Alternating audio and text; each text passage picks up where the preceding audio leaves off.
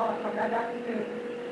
And I talked to him not so very long, and then I just passed away that evening, and he found out that it was funny. And I've been calling all week long, no answers. I said, be upset with me. What's wrong? I got worried, I got really, because I was, worried. I was concerned. And so finally, on Sunday, when I called, I said, please answer the phone. And that's when I found out that was wrong. But anyway, Harry, I got my word. Yesterday, I break up all your leaves.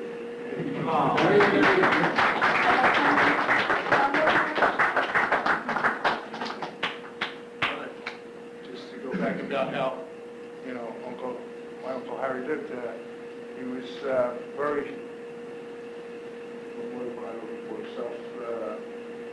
self-sufficient, exactly. In fact, many a time he told me he used to have to change his own diapers.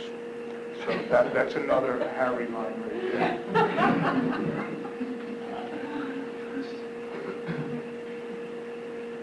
Hi, I'm not going to attempt to follow up that story, but my name is Scott Essman. I'm an author. I've written a book about makeup people, and I knew Harry Thomas the last 6 months of his life only, but I felt like it was real fulfilling. This individual, Forrest Ackerman, introduced me to him and sent me over to his house, and we did an interview, and he sat me down in that chair, and I interviewed him. I sort of felt like I was being interviewed part of that time, and we talked about his work with Jack Pierce, which was very special to me, because a lot of the new people don't know anything about Jack Pierce or the old Hollywood, and I'm writing this for them, for the teenagers and stuff, to know about what happened before. I think it's real important. And about a month ago, I had a party for Dick Smith, who many of you might know if you're in the business. He's a legendary makeup man. And Harry came to the party, and I invited all the individuals who had showed up to the podium, like I'm here right now, to say a few words. And Harry Thomas, out of the 30 or 40 people who were there, including some people who were 20, 25 years old, was the most articulate, the most knowledgeable, and the funniest person who came up to the podium, bar none. And I shot the whole thing. I have it on videotape, and I'm going to make it available to Robert. And I believe this is the last video that was taken of him. And we also got a beautiful still photograph of him, which I think is also the last photograph of him. So I'm going to make this available to the family. And I feel like I was cut short. I knew him 6 months, and sort of I'm left feeling like I wanted more. Thanks.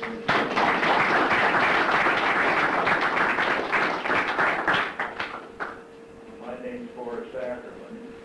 About 1958, I started editing 200 issues of a magazine called Famous Monsters of Filmland. Very shortly thereafter, I discovered, to my great surprise and delight, that living about a block away from me was this makeup artist, Harry Thomas. So I went down and introduced myself, did a feature on him in the magazine, and for about the next 40 years, we were very good friends. About the last 6 months, I began to go to have my hair cut. It was kind of a thrill to me to think that these were the tonsorial hands that cut the hair far cable and trimmed his mustache.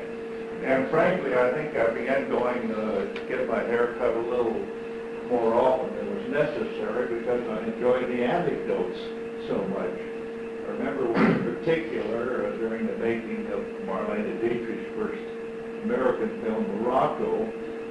Harry said that Adolphe Mongeau, who was one of the stars in it, made kind of a pest of himself. He was forever borrowing cigarettes from Harry and never returning them. So some years later, after Mongeau had died, Harry was over at the memorial from out of my old-timers disease under the age in a month. What's the other main? Yeah, well, Hollywood, yeah.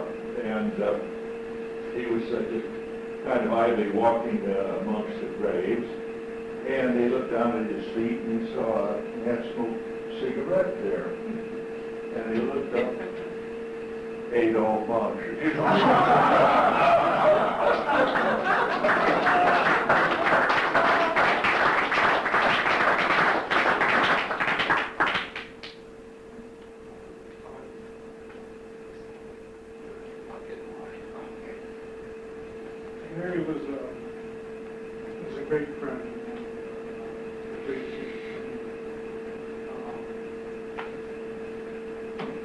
the way it teaches people.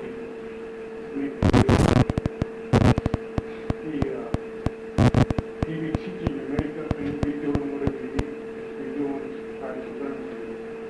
But he's trying to show you that. He'd be telling you these Hollywood stories as you're doing the makeup. When I first started, listen to these stories, I'm giving makeup. I was like, this is great. He told some great stories, but he made you relax. I think that was part of his thing. And I think he taught you humor and fun. It's so much fun to have back home. It's like being loved. I really loved everyone. I'll miss him, but I won't miss him because I'll be inside.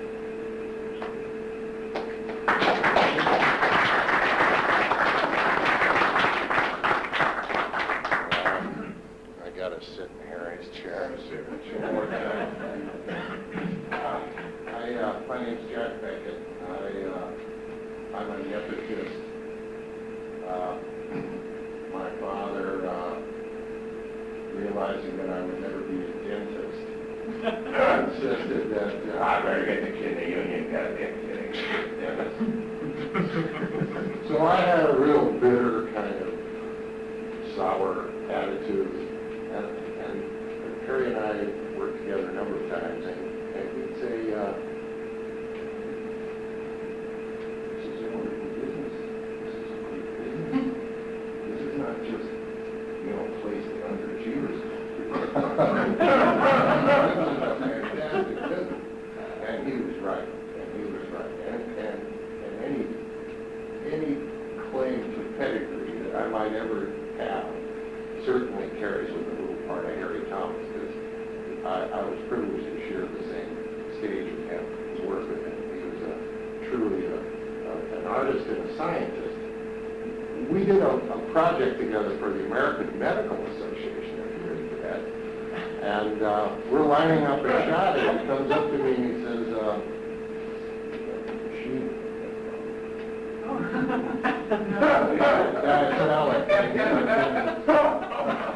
And so, I went up to the director and I said, hey, wait a minute. The guy's got the machine up there. He says, how do you know? I said, because the makeup man told me. I said, listen, you better go up and talk to that guy and ask him whether the thing's hooked up, because this is not your ordinary makeup man. and for the whole rest of the show, they couldn't say or do anything without throwing a look over.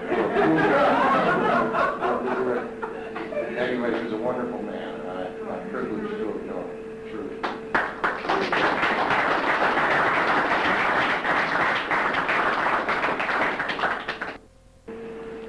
My name is Juan, and I live in on 1757, one of Harry's properties. And with all the stories I've been hearing tonight, I'm just awed and amazed, because when I talked to him, he was always a private person and a very humble guy.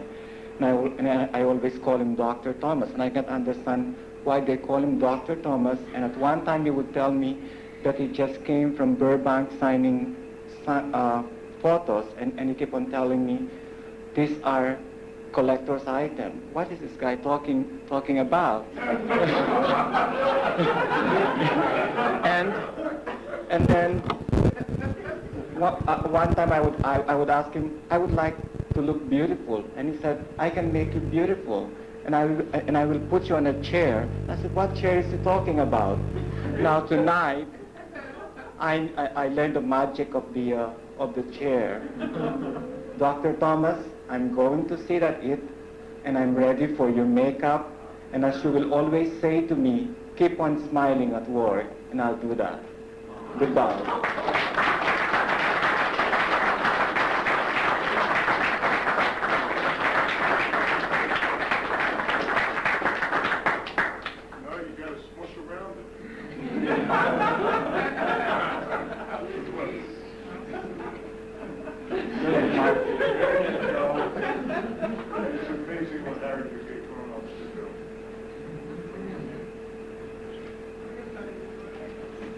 I'm going to stand here because I directed Harry in his last film. My name is Brett Thompson.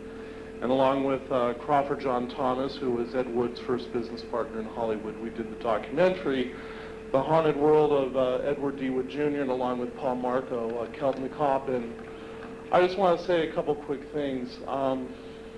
The guy was the first person who agreed to be interviewed on the film. He broke the ice for everybody else. And he was just an absolute prince among men, and he had so much fun that he would come down when we were shooting the other people, and he would sit and talk to the crew and tell them his wonderful stories. And every time we had a play date or a film festival that he could make it to, he always, whenever I called him, he'd always say, "What's our play date? What's our play date?" Well, I'm very happy to tell you that tonight, in fact, probably right now, he's telling the Tor Johnson story in Boston and Kansas City. And the film is already played in San Francisco, and Harry opens next week in Seattle and Cleveland and Dallas. So his spirit lives on. And I'm sure Crawford and Paul Marco will probably have something to say. This is a shot of him from the film, but I will tell you this. I can't tell you the story. I can't tell anybody the story that he told Bill Geis from CBS News. We had the whole group come down to Palm Springs for the Palm Springs Film Festival, and there was a tribute to Harry, and that was in January of this year. And he had a German cameraman assigned to him, and the CBS News crew was also following him around, and he was singing songs with Dolores and Norma. And I have that on tape, and I'll get that on you. But I can assure you, Richard, he is still a Republican.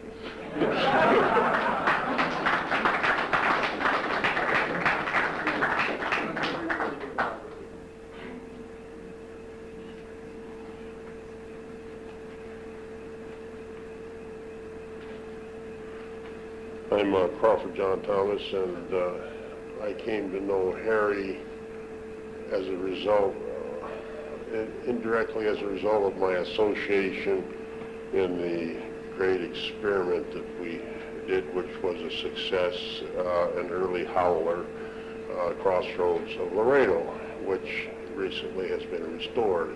And I always admired Harry. I saw in all these different pictures of Ed Wood's movies, and I said, what's this man of great stature working for these people for? And I couldn't figure it out. But you know, when it came right down to it, I found out a lot of the people who worked with Ed Wood weren't the ne'er-do-wells that they portrayed them to be. Harry was a very balanced man, and a very, I don't have any funny stories except the fact that he'd break out singing at any time during the premiere. It was unnerving, to say the least. But he thought nothing of singing on the spot. And he had a very wonderful temperament, and it's kind of a shock to see him go. We've lost four people out of the Ed Wood's players in the last year. And so Harry was a great asset, and he had a tremendous repertoire. I mean, he could do about anything.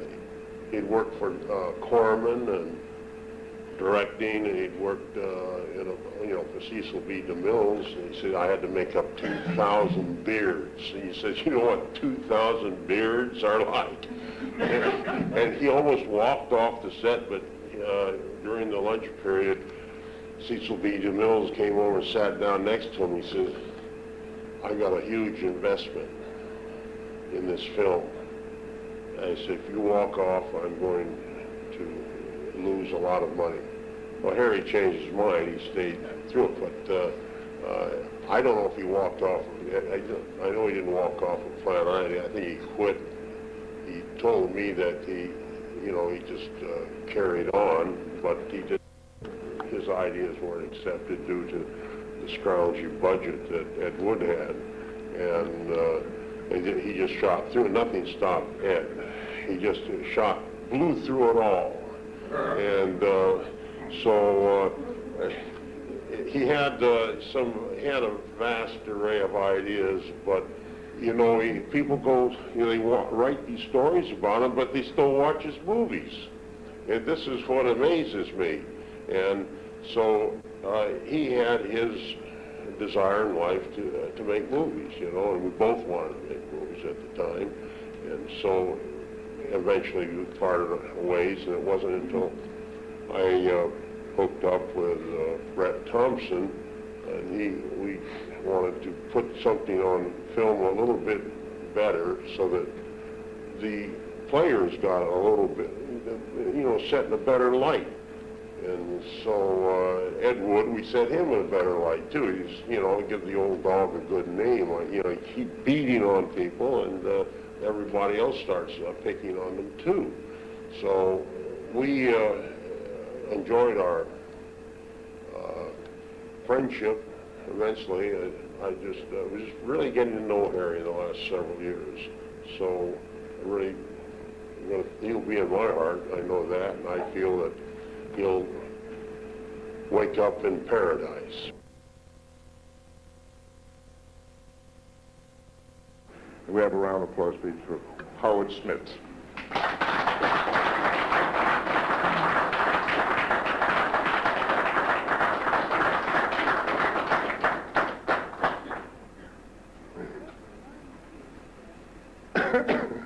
Good evening.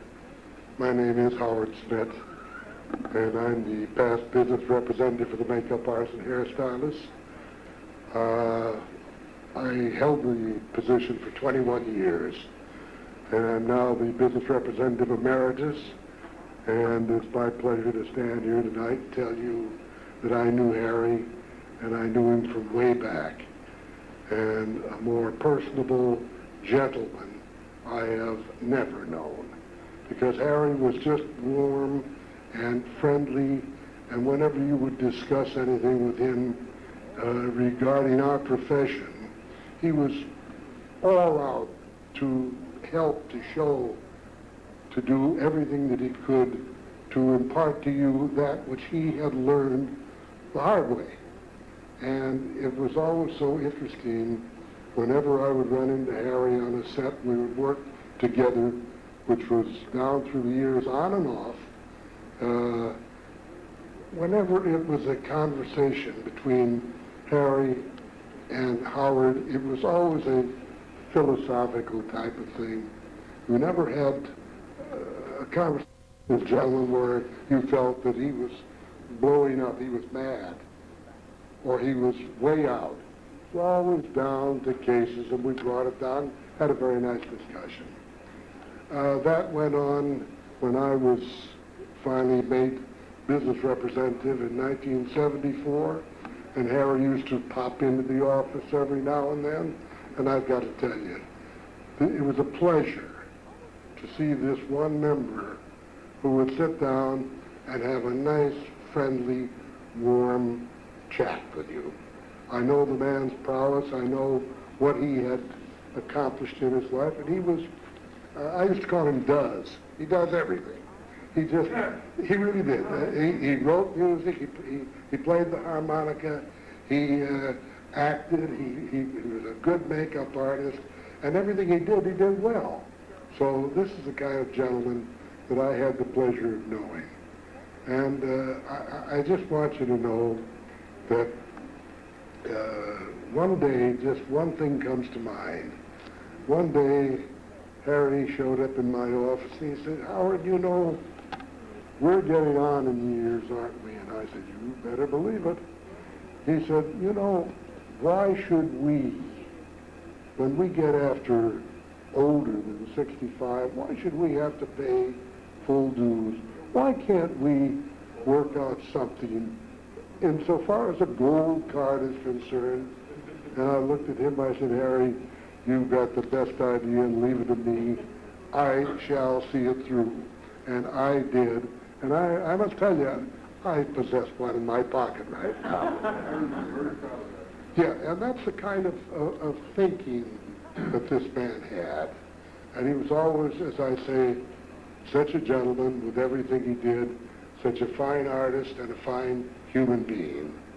And I just would like to conclude by saying, where he is right now, he is either attempting to do a monster makeup or laying a beard, and if they don't like those two up there, he'll be doing a beauty makeup.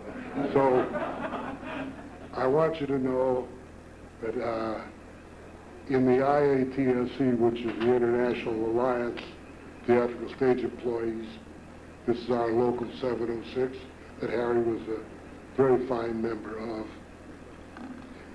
In that organization, it was conceived as a fraternal organization. And also, I happen to be a Mason, another fraternal organization. And I use the two for one purpose. When we are in it and in it to help and serve, we are known as brothers and sisters. And I must tell you that where this brother is tonight, I know that everyone he is thinking of right here, and all of us that are here, he is looking down and saying, that's it, that's me, and thank you. Thank you all.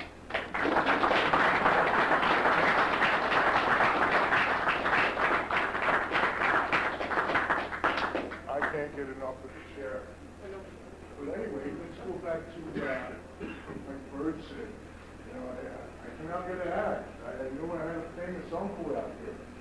And my famous uncle probably turned out to be my #1 fan. And slowly, many a night he'd come over for dinner with Harry, and if I had just done a movie or a commercial, I mean, he'd play it again, Bob, play it again, Bob, play it again, Bob, to the camera. You know, and I did 20, 25 takes of it originally, so I was tired of it already. But, you know, he probably kept me going, because one time when things were tight, Mom came out, she said, Harry, why don't you get Bob into makeup? People matter. You know, he's my #1 fan. And from everything I've heard, from people I've talked to, you know, I heard it used once tonight, and I can say Harry is a legend. And I'm thankful for everybody that showed up. If anybody else has anything to say, please come on up. Let's get it out of the way. You sort of walked in on the amen corner, and I think you hear us well enough. Okay. I'm Philip Bird Sewer, and I'm related to my cousin here, Bird Thomas. Got to know Harry over at Bird and Pat's house, and little Tate running around, you know, tripping over himself. And Harry was a man of all seasons in the truest sense of the word. Y'all have talked about many things that Harry's done, and his talents and all the things in the profession. But Harry got into other things. Now, I'm going to assume that none of the people here lived in any of those little houses in Harry's court. He owned every other house in a court there. And, well, he didn't say it about you, but he had a few things to say about some of the other people. But if you really wanted to see Harry almost lose it, you waited till about 198 of those little darlings came out of the church next door. Practically went into his bedroom window there, and Harry would set up on that. Harry had many interests. I mean, it didn't matter what you wanted to talk about.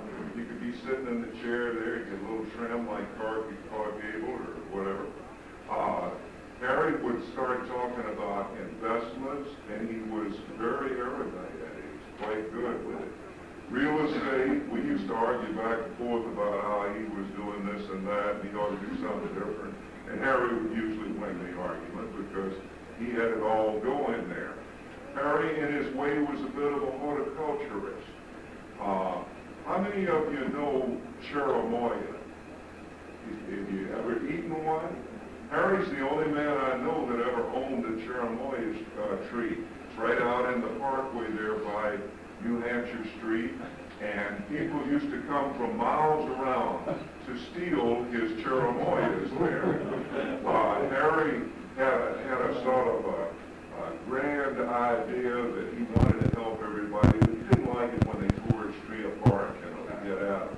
Harry was an artist, as you know, and all this, but he collected a few things. I still have a few paintings that Harry got for me. And Harry, oh, by the way, I noticed about 3 of you always looked up when you said about Harry. Now, how do you know that? Anyhow, Harry, there you are, we miss you.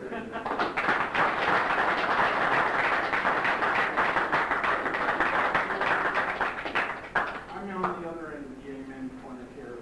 I'm Michael Blake. I'm one of the younger members of Local 706.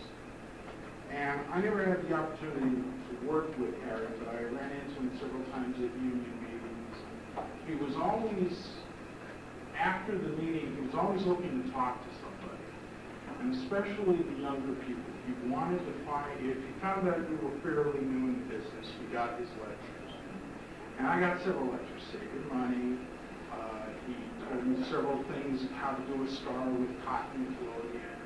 And I said, well, yeah, that's old stuff they do, stuff with this and this and this. And then the last thing I remember he once told me was, when you leave your makeup table at night, you're going home, always clean your station. Leave it nice and clean. And I remember one time we were stumped for something, and all the plastics and foam rubbers couldn't put Humpty Dumpty together again. And somehow or another, I remembered something he taught me and showed me, and we used it, and it worked. And last night, after working almost 19 hours on the show, I was walking out of the makeup room, and I think he must have been saying something to me. As I walked around, I stopped, and I turned around, and the words, always clean your station, came to mind. And I've done that. So I went back and I did it. And I was thinking of that today, that was something Harry always, if I never learned anything else, I always learned from your station. So he reminded me again last night. I didn't quite get the message, but now I do. Thank you very much. I'm just a 17-year friend of Harry. My old girlfriend did costuming with Harry on films and TV. Well, we're also saying nice things about Harry, but the thing that I think about Harry is that he always has something nice to say about everyone. Either their eyes are great, or maybe a lot of it was a lot of baloney, but Harry could just make you feel so good. And I just think he had the most positive attitude in anyone I've ever seen, and he was so alert and up on everything. He's just a remarkable man, and I think he was just such a good person. That's why the Lord let him stay around here so long so we can have him. And I'll never forget Harry. God bless him. Thank you. I'm Diane Duffy, and I'm neighbors of Tom and Kathy. And it's strange how I got here. I was talking to Kathy the other day on the phone, and she said, well, Uncle died. And I said, oh, well, that's too bad. And then she said, well, you know, he was a famous makeup artist. And I said, well, what was his name? And she said, well, it was Harry Thomas. And I said, well, oh my God, I know Harry. I took classes from him 13 years ago. And I had the privilege of spending about a year with him. And he was just a natural teacher. And I feel so privileged being here with all of you. And I'm just so touched. You know, it's very special. Thank you.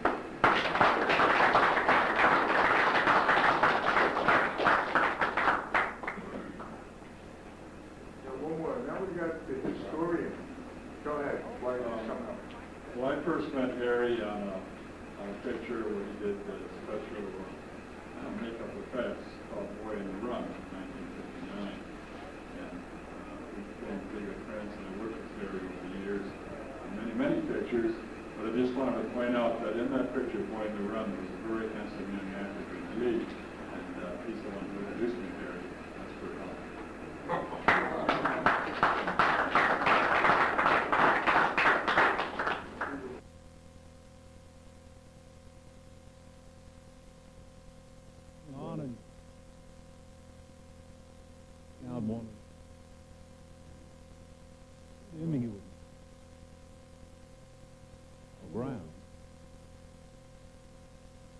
story.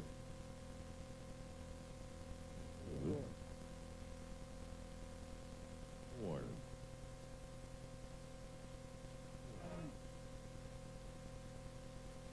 Oh no. Five. One.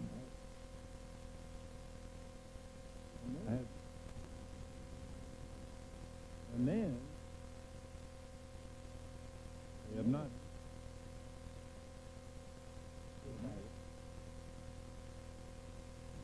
By one back.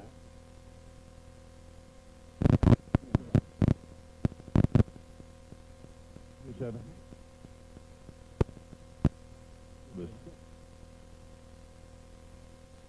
Discharge.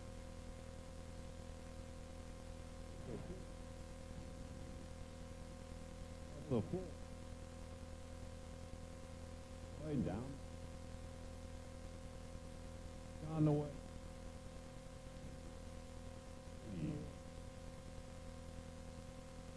One. Third and without the run. Left. E2. Field. All right, Billy.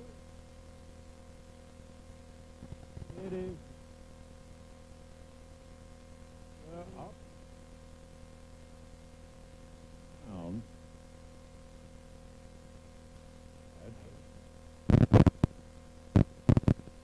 I think